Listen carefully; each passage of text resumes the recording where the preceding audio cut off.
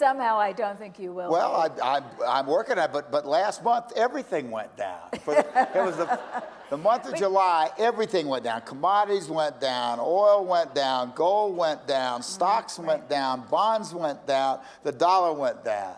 I mean, there was not a single thing that went up.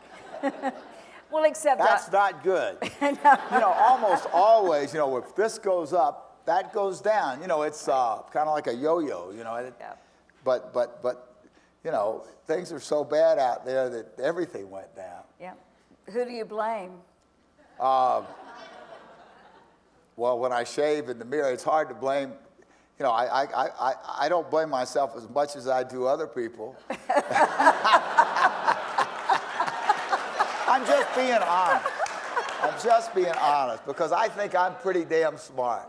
Well, anyway, yeah, we do too. Over my lifetime, I've pretty well proven it. Well, if I just done CNN, but the Cartoon Network probably makes more money today than CNN. Well, it's probably true. It certainly got a bigger audience. It always did. Well, it always did. It was 2 or 3 times bigger than CNN. Oh, but sometimes. But then there was, you know, TNT and Turner Classic Movies, and buying all that land was smart too, because about the only thing that's gone up in the last 10 years is land has gone up, and around here in Aspen, boy, it's really gone up. Right? It's hard to believe that those little dinky houses are selling for $7 million. I bought whole ranches for that.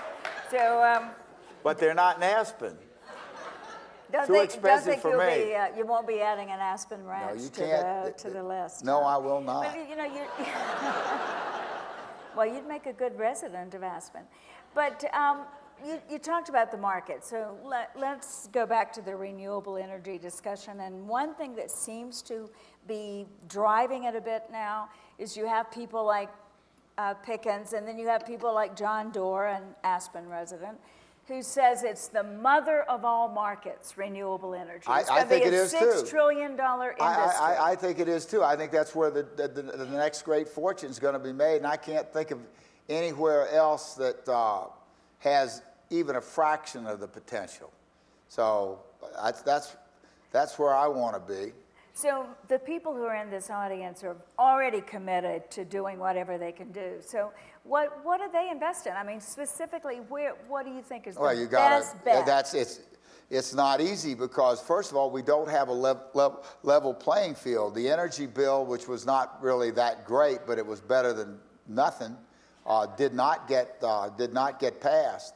And the little tax credits that there were for wind power were not renewed, and I just read in The Economist last week that there's something like 25 new startup solar and wind companies starting up in China this year that started, and not one started in the United States because we don't have the incentives for it, and we're not putting the emphasis on it because, and we look at ourselves and we think we're the richest, and we're the smartest, and we're the best, and everybody should do what we do, and it's okay for us to go bomb Iraq, but it's not okay for Russia to go bomb Georgia.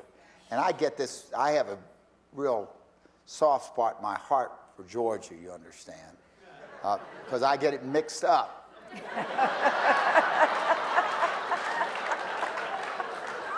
But I really feel that way. I mean, it's all Georgia to me, the whole world is. I get upset when anybody drops a bomb anywhere.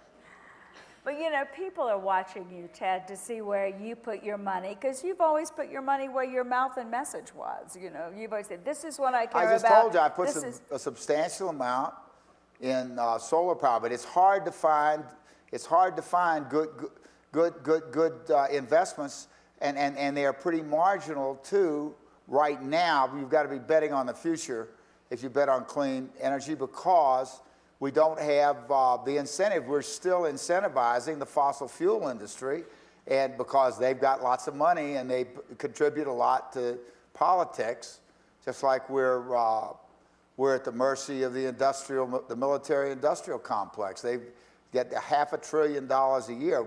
We're spending more on the military in the United States than all the rest of the world put together, the other 190 nations. Why?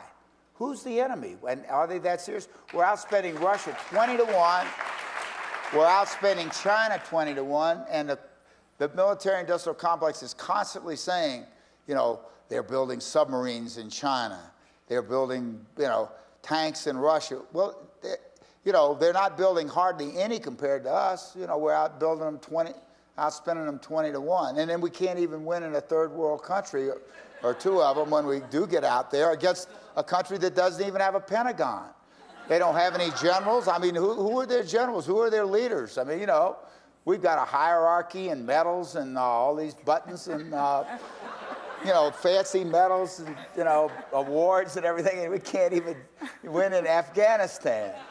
And then we give Musharraf in Pakistan, we give him billions of dollars, and then he gets kicked out. I mean, and then we elect Bush and then re-elect him. I mean, come on. Yeah, yeah. You know, it's, we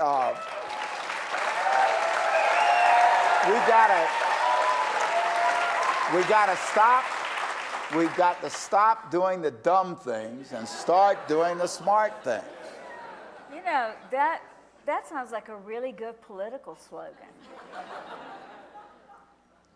Why don't you run for public office? I'm too old.